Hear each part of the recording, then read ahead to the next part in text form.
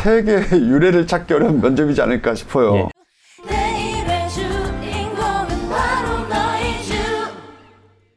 네, 어렵고 복잡한 입시를 쉽고 재미있게 풀어드리는 이주TV 김세형입니다. 오늘 제 옆에는 전국의 교육 특구라고 하는 그 치열한 동네, 특히 뭐 대치동이라든가 대구 수성구, 그리고 부산의 해운대구, 뭐 대전의 둔산동 등등의 굉장히 강한 지역에서 아이들을 만나고 계신, 또 최근에는 더더욱 그 교육에 관심이 높은 고등학교에도 직접 찾아오고 계신 조재원 선생님 모셨습니다. 반갑습니다. 예, 안녕하세요. 엄청 핫한 트렌드입니다.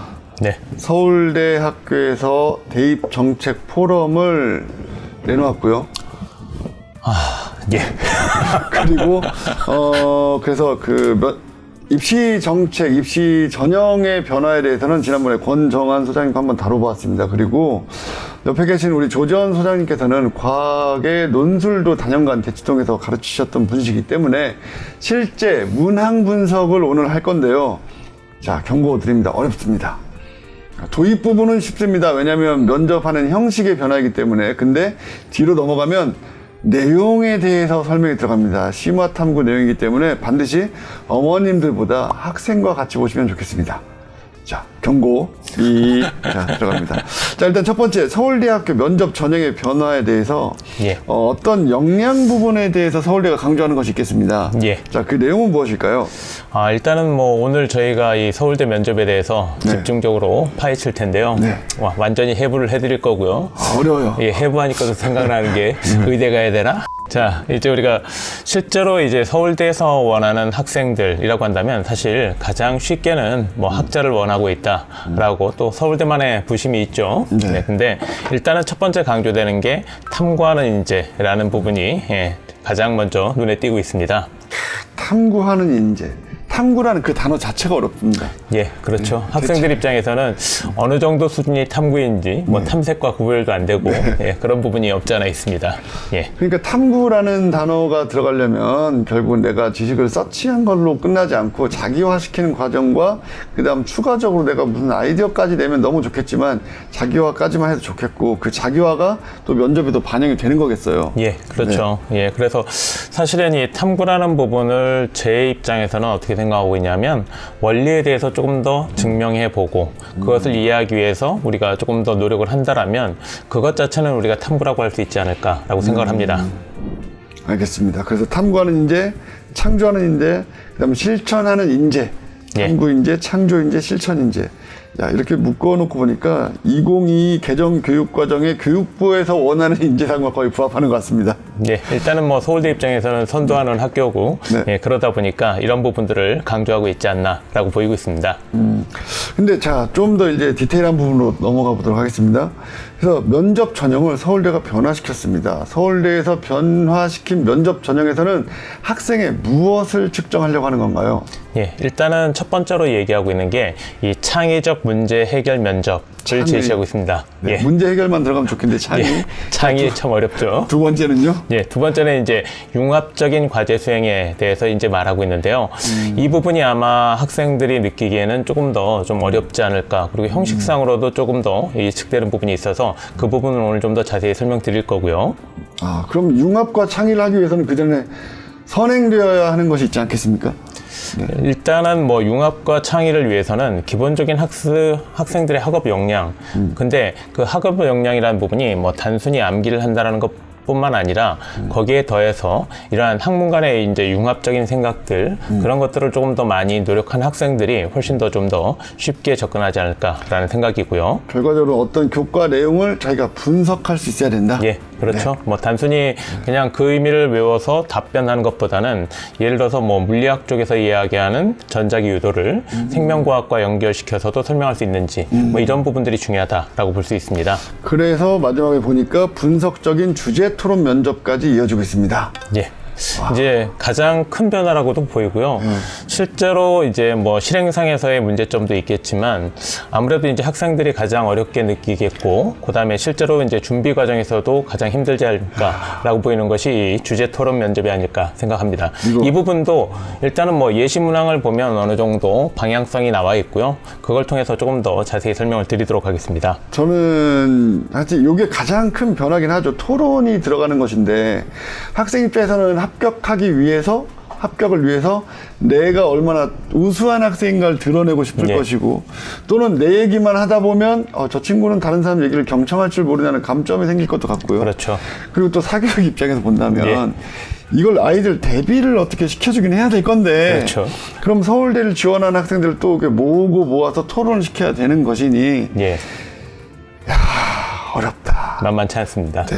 자, 그럼 이런 것들을 평가하기 위해서는 어떤 형식의 변화가 또 다른 게 있을 것 같아요? 예, 일단은 뭐 가장 기본적으로 보이는 것들이 MMI라는 형식이죠. MMI를 그렇죠. 의대에서만 하던 MMI를 전체적으로 확대시키겠다. 네. 일단은 왜 그러냐면, 일단 뭐 의대 MMI 자체가 수의대나 이렇게 하면서 상당히 성과가 좋았다라고 서울대는 판단하고 있고요. 자, 더 중요한 것은 이제는 실제로 성적만으로 학생들을 구별하기 어려워진 상황에서 보다 심층적인 학생들의 구별을 위해서는 뭐 다면성 평가, 이 부분을 뭐 학교 입장에서는 뭐 이렇게 포기하기는 좀 어렵지 않았을까라고 생각이 듭니다. 여기까지 보면서 벌써 지금 한숨이 나와요. 예. 서울대가 원하는 학생들이라는 어떤 그 인재상, 그러니까 학교에 써있는 홈페이지에 써있는 인재상 말고요, 교수님들께서 다 이런 학생들을 가르치고 싶어라는 어떤 요구가 있었기 때문에 분명 이런 변화가 있었을 것 같아요. 그래서 창의적으로 사고하고 융합적으로 사고하고 그걸 또 분석해서 토론까지 할 수 있는 학생을 MMI 형식으로 순발력까지 정말 체크하겠다는 것은, 예. 이거는 진짜 제가 다른 대학 면접을 어떻게 하는지 모르지만 세계 유례를 찾기 어려운 면접이지. 가장 사실은 걱정되는 부분은 어떤 거냐면, MMI로 모든 학생들을 뽑게 되면 사실은 1차에서 걸러야 되는 이제 인원수가 제한적일 수밖에 없고요. 시간상 제한 때문에 사실은 이렇게 되면 1차를 통과한다라는 것 자체가 대단히 중요하지 않을까라는 걱정도 들고요. 근데 현재로 보면 지역균형이 3배수, 일반 전형 2배수인데 저는 예. 이거 토론을 시키려고 그러면 한 뭐 4명 1개조라고 한다고 그렇죠. 하더라도 4배수 이렇게 돼야 되는 것은 아닌가. 예. 그럼 교수님들 이거 다 평가하실 수 있으시겠습니까? 물리적으로 시간이 부족하실 것 같은데. 그렇죠. 그게 이제 좀 대단히 어려울 거다. 그래서 그 형식을 어떻게 찾아내느냐도 서울대가 고민해야 될 부분이 아닐까라고 보이고 있습니다. 와, 진짜 어렵습니다. 자, 그래서 좀 구체적으로 들어가 본다면요. 면접 전형이 과거에는 어땠었죠? 예, 일단 과거에 이제 면접 전형을 보면 네. 예, 기본 45분의 일단 준비 시간을 줬고요. 예, 재시문 면접 중에서는 어쨌든 뭐 연대나 고대보다도 훨씬 더 준비 기간이 길었고, 월등히 긴 시간이네요. 예, 문제의 난이도 충분히 높았다라고 보이는 부분이 있습니다. 고대나 연대가 보통 6분 정도를 주기 때문에 이건 뭐 엄청나게 긴 시간이에요. 그만큼 난이도가 어마어마하게 어렵다. 서울대를 지원한 학생들임에도 불구하고 어려울 수밖에 없는 정도의 문제를 45분의 시간을 준 후에 예, 그다음 이제 15분 15분 동안 답변 시간을 주고 하는 혼자 막 형식이었습니다. 일방적으로 답변하나요? 아니면 교수님 막 도와주기도 하나요? 일반적으로 보면요, 실제 학생들한테 뭐 이렇게 답변을 시켜보면 이제 연대를 왜 어려워하느냐면 이러한 커뮤니케이션이 없이 무조건 촬영만 하다 보니까 진짜 빵점 맞는 학생 많거든요. 예. 안타까워. 네, 다행히도 이 서울대 같은 경우는 사실은 대부분 합격한 학생들을 보면 교수님들이 힌트를 좀 주시고 약간 유도를 하시는군요. 그렇죠. 네. 예, 완전히 뭐 없는 상태에서 이렇게 시작이 되면 거의 아무 말도 못한다라고 보셔야 되겠고요. 예, 그렇기 때문에 어느 정도 이 15분이라는 시간이 학생들 입장에서는 생각보다 대단히 길게 느껴지는 예, 뭐 그런 시간이다라고 볼 수 있었습니다. 그러게 어떤 교수님들께서 굉장히 화가 난 듯한 표정으로 이렇게 쏘아붙이듯이 말씀하셨는데 네. 그 친구도 이번에 정말 선생님 저 면접에서 완전 끝난 것 같아요. 그랬는데 뭐 서울대 약대를 또 이번에 붙기도 하고 뭐 의대 간 친구들 좀 그런 게 있는 것 같아요. 나에게 너무 불친절해서 날 네. 미워하시는 건가? 라고 내가 답변이 마음에 안 들었나 했는데 또 이렇게 좋은 결과가 있고 그래서 예. 근데 어쨌든 교수님들께서 너희들이 잘 모른다면 힌트를 살짝 줬을 때 캐치하고 자신의 배경 지식과 연관지 어떻게 답변을 예. 이끌어내느냐 예. 그런 게 과거의 방식이었군요. 예.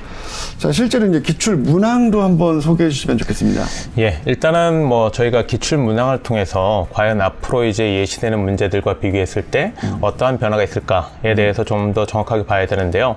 일단은 지금까지는 어느 정도 한 세트의 문제에 4문제에서 5문제. 네, 5문제. 그 다음에 이 각각의 문제에서는 충분히 이 학교에서 요구하는 부분들, 그래서 어떠한 역량을 측정할 것인가가 어느 정도 명확하게 드러나지 않았나라고 보이고요. 그래서 제가 2022학년도 생명과학 문제를 가지고 분석을 한번 해드릴 텐데요. 와, 어렵다. 예, 일단은 이 문제에 대해서 각각 4문제가 나왔었고요. 이 4문제에서 과연 어떤 것을 측정하려고 하였느냐라는 부분인데, 제일 안타까운 건 사실 이 서울대가 답안을 주지 않다 보니까 그게 가장 어렵지 않은가. 그래서 사실 실제로 이 대치동에서도 수업을 진행하는 부분을 보면 사실은 좀 엉터리로 또 많지 않았나. 왜냐하면 어디서 이제 수업을 들었던 학생이 저한테 와서 수업을 듣고 하는 얘기가 안 들었으면 큰일 날 뻔했다라고도 했었는데요. 자기 PR의 예. 시대입니다. 소장님 말씀에 충분히 공감이 가는 게, 예. 이 서울대 재시문 면접 같은 경우는 어떻게 보면 아니라 정말로 그 학문을 전공한 사람이 아니면 답변이 좀 어려운데, 그 하나의 학문, 예를 들면 지금 생명과학을 말씀하고 계시지만 생명과학과, 화학과, 뭐 물리학과 여러 전공자들이 모여야지 우수한 답변이 도출되는 것이고, 근데 선생님께서는 그런 모든 과목을 또 아이들 대상으로 다 수업을 직접 진행하시면서 충분히 연구를 하셨기 때문에 예. 융합적으로 이렇게 섞어서 예. 매끄러운 답변이 더 가능한 것 같아요. 예, 그렇죠. 네. 예, 그래서 실제로 이제 문제를 정확하게 한번 분석해 드릴 텐데요. 네. 자, 문제는 4문제였고, 첫 번째 1번 문제가 사실은 이때는 가장 중요했습니다. 왜냐하면 네. 1번에서 이제 단백질의 구조와 기능에 대한 이야기를 하고 있는데요. 실제 이게 나머지 문제를 설명하는 데 있어서 사실 이 제시문 문제에 있어서 어떠한 내용을 학생들이 아는가, 또 심도 있게 들어가려면 기본적인 전제가 정확하게 주어지고 그걸 통해서 풀어가는 게 중요하거든요.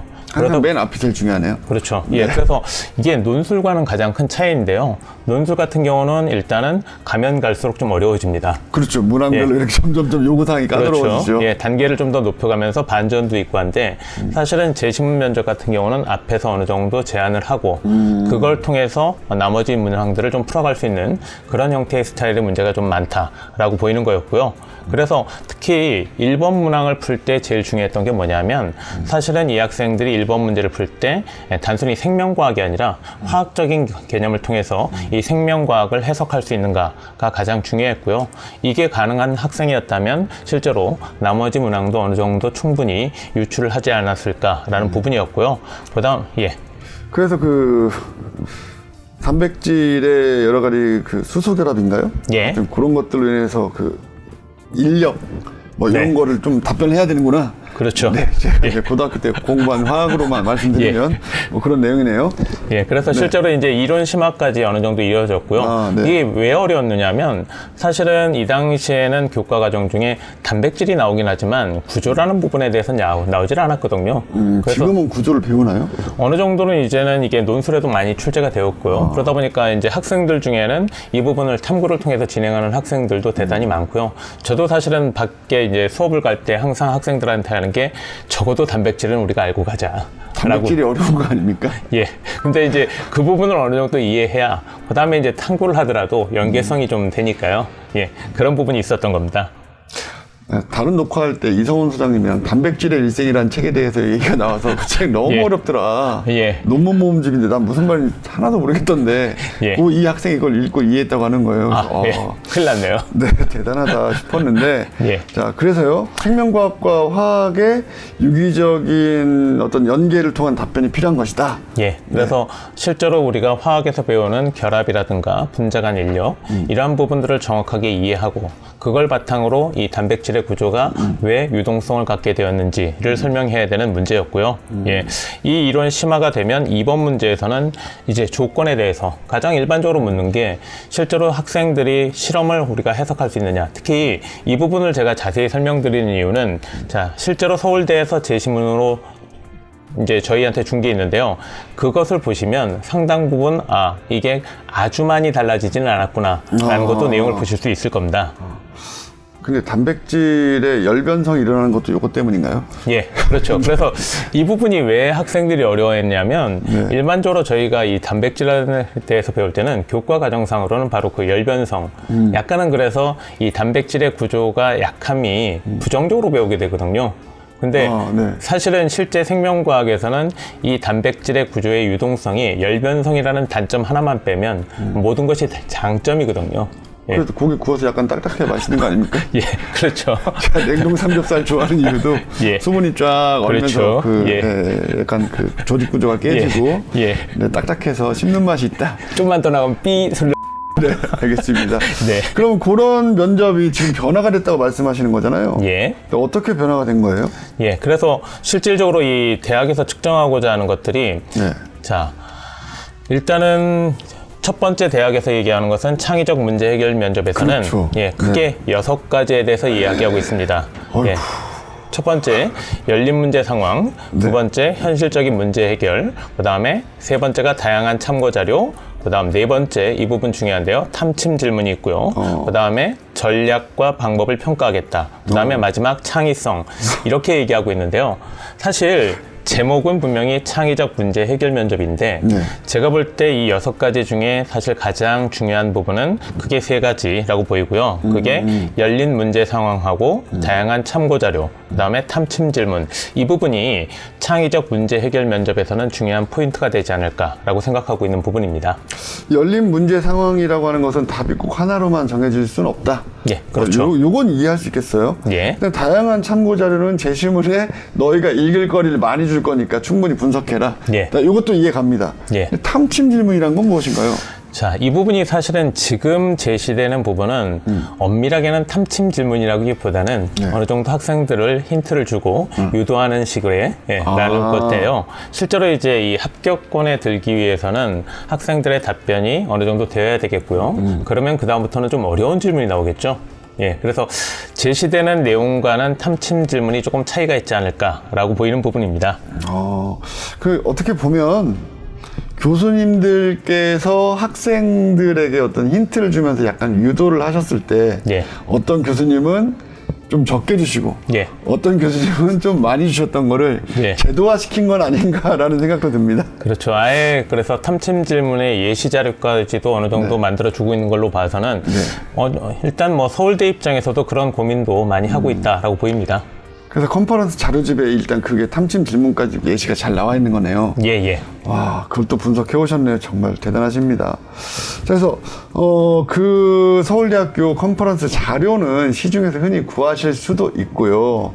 서울대학교 2024 그냥 서울대학교 2024 대입 컨퍼런스라고 검색하셔서 나오는 거고, 지난번에 저희 이주TV에서 한번 다루면서 자료를 한번 올려드린 적이 있으니까 꼭 다운받아 보시면 좋을 것 같아요. 그래서 그 문제를 보시면서 조재헌 소장님의 설명을 들으시면 이해가 훨씬 쉬울 것 같습니다.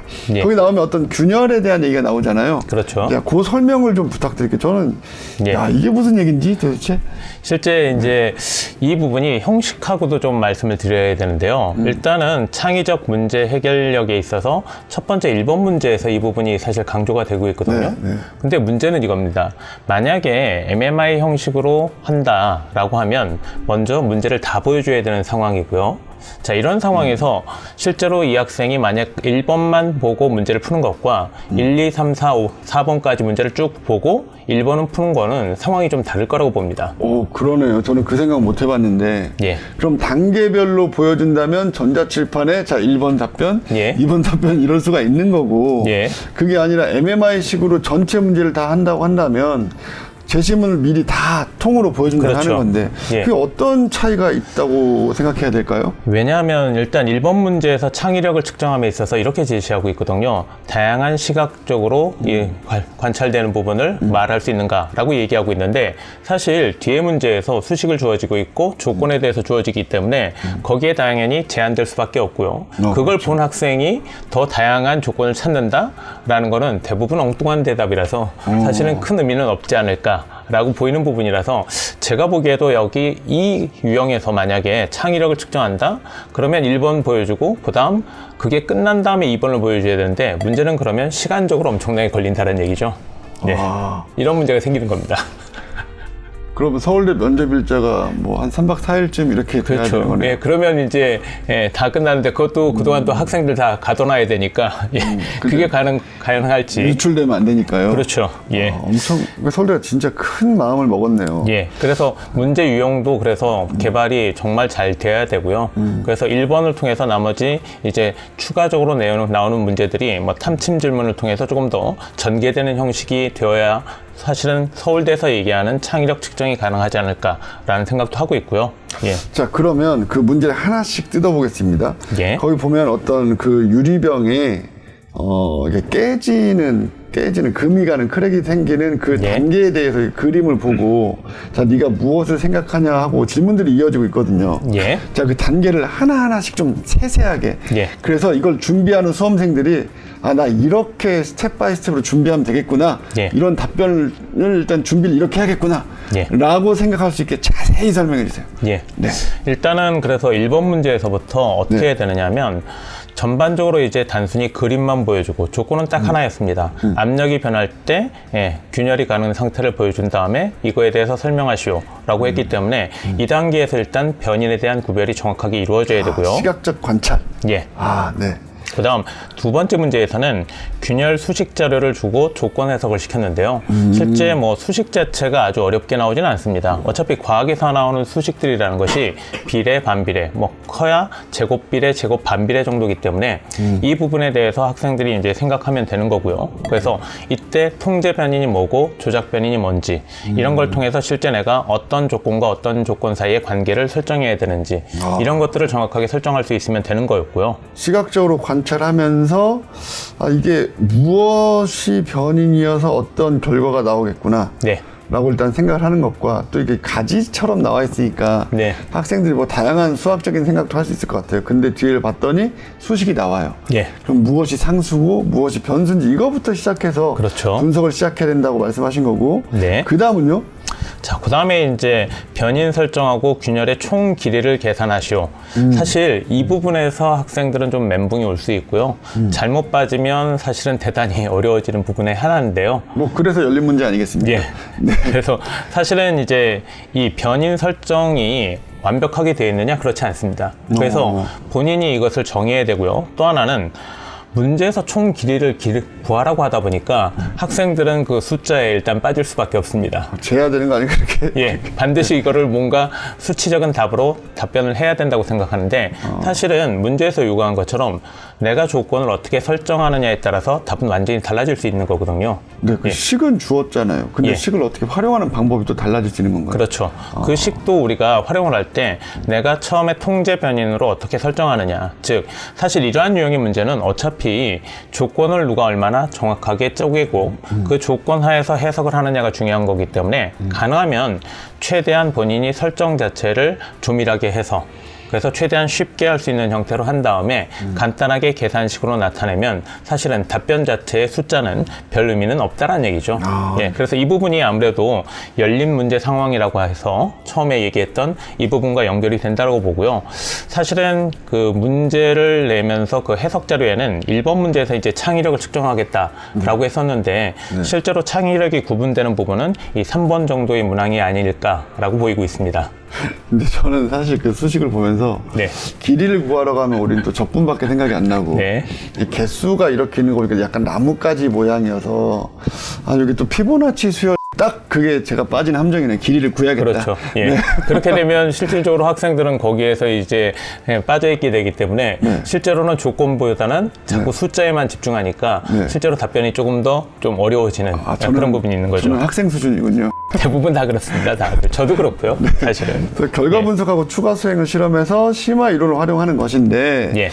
근데 그래도 자, 우리가 페이지를 하나씩 띄우면서 자료를 띄우면서요. 예. 자, 띄우면서 그 내용에 대해서 좀 더 설명을 부탁드려야 될 것 같아요. 예. 사실은 이 자료를 저희가 띄워 드릴 거고요. 그래서 각 문항에 대한 설명도 드릴 거고 이제 문항으로 들어갔을 때 어떤 부분이 이제 차이가 나는지 좀 더 그 내용을 한번 확인을 해 볼 거고요. 네. 자, 그래서 일단 1번 문항을 한번 보시면요. 예. 1번 문항에서는 문제에서 기본 패턴을 보면서 균열에 대해서 시각적으로 관찰되는 것들을 모두 말해보자. 자, 일단 조건은 압력 변화. 그거에 따라서 보시는 것처럼 균열이 증가하는데, 자, 이 균열의 양상을 보면 병의 중앙부에서는 크게 균열이 안 나타나다가 양끝단으로 갈수록 균열이 점점 갈라지는 이러한 패턴을 보여주고 있고요. 당연히 압력이 증가하면서 이 갈라지는 정도가 더 심화되는 과정을 보여주고 있다라고 보입니다. 예, 그래서 이 부분에 대해서 일단 시각적으로 관찰되는 부분을 이야기하라 그랬으니까 당연히 패턴 변화에 대해서 읽을 수 있어야 되겠고요. 근데 아까도 말씀드렸듯이 이게 만약에 2번 문제를 보고 야, 이게 균열에 관한 식이 있고 어떤 조건하에서 균열이 벌어지는 거야 라고 그걸 보게 됐다라면 여기서 과연 창의적인 답변이 가능할까? 라는 생각을 하는 겁니다.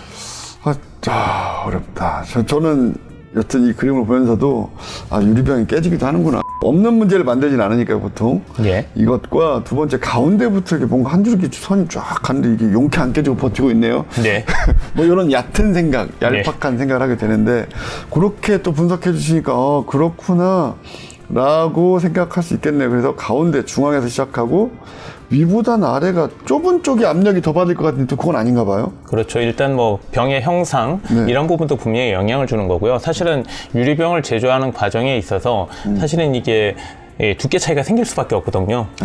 이런 부분도 고려를 했을까 아닐까라는 저도 고민을 처음에 이 문제를 딱 봤을 때는 그런 생각을 많이 했거든요. 저도.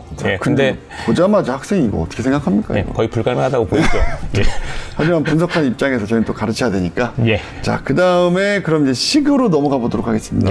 이 식에서는 학생이 무엇을 읽어내야 되는 건가요? 자, 실제로 일단 뭐 주어지는 식들이 뭐 이게 만약에 논술이라면 조금 더 복잡하게 유도해야 되는 식이 나올 수 있지만 아무래도 재심은 면접이고요. 짧은 시간 보고 대답해야 되다 보니까 일단 주어지는 식들은 비례, 반비례, 뭐 제곱 비례 정도, 제곱 반비례 이 정도라고 보입니다. 그래서 역시 그런 식이 주어졌고요. 그래서 이 주어진 식에서 특징적인 것은 뭐냐면 변인들이 역시 많다라는 점이죠. 그래서 결국은 이 균열이 뻗어가는 데 있어서의 영향을 주는 요인들에 대한 내용을 보여주는 식인 거고요. 이걸 가지고 어떻게 해석을 할까? 그리고 사실은 그럼으로써 결국은 이 균열이 발생할 때 이게 갈라지는 이유, 이 부분을 우리가 어떻게 해석해야지만 나중에 이 갈라지는 길이를 계산하는 데 도움이 될 것인가 라는 부분이 나오는 거죠. 어렵네요. 변수가 너무 많아요. 네. 그래서 일단은 뭐 크게 나눈다라면 뭐 갈라질 때 예를 들어서 지금 현재 눈에 딱 보이는 2번 내용을 보시면 실제로 이게 갈라지는데 어느 정도 길이를 가다가 갈라지게 되고 그러면 예를 들어서 한쪽 라인을 기준으로 잡고 다른 쪽 라인은 0.5 정도의 길이 뭐 이런 식으로도 우리가 계산을 해서 총 길이에 대한 답변은 가능할 것이다 라고 보입니다. 자, 여기에 저항값도 뭔가 상수일 테고 그럼 2라고 나와 있는 유리의 탄성 계수도 상수라고 잡으면 압력의 크기가 가장 중요한 거네요. 예, 그렇죠. 압력에 따라서 결국은 이 균열이 발생하는 것들이 어떻게 되는지에 대해서 이야기해주고 있는데요. 사실 뭐 이 식 자체가 실전에서 이렇게 나올 거라고 보이지는 않습니다. 왜냐하면 저희가 봤을 때는 이게 되게 어려워 보이지만 사실 문제를 주는 입장에서 여기서 특별하게 학생들을 구별할 수 있을 정도의 어떤 내용이 있다라고 보이지는 않거든요. 그래서 실제로 이 식을 보여주고 그래서 문제에도 맨 마지막에 보면 이 식을 통해서 1번 관찰 결과의 이유를 다시 설명할 수 있느냐라고 저희한테 요구하고 있거든요. 그래서 어느 정도의 기본적인 패턴을 본인이 설명하고 그 패턴 속에서 어떠한 조건들이 있을 것이다라는 것을 답변을 했을 때 주어지는 식과 연계지어서 설명할 수 있는지 이 정도를 묻지 않았나라고 보입니다. 소장님 설명을 듣고 나니까 이런 생각이 들어요. 앞에 내가 엉뚱한 답변을 했다면 설명할 수가 없게 되거든요. 문제 2번에서. 그렇죠. 그럼 이거 한 번에 줘야 되는 문제 아닌가요? 네. 그래서 실질적으로는 일단 MMI 형식에 있어서는 무조건 한 번에 줘야 됩니다. 그러니까 오히려 1번 문제를 풀 때 그래서 사실은 뭐 기존의 방식 그대로거든요. 그래서 일단은 우리가 항상 문제를 풀 때에도 학생들한테 꼭 이야기하는 게 한 문제만 보지 마라. 전체적인 흐름을 봐야지만 이 문제가 결국은 이 다음 문제와 연결될 것이고 그래야 1번 문제의 방향성을 잡을 수 있다라는 얘기를 하게 되는 이유가 이런 부분이 있을 수밖에 없거든요.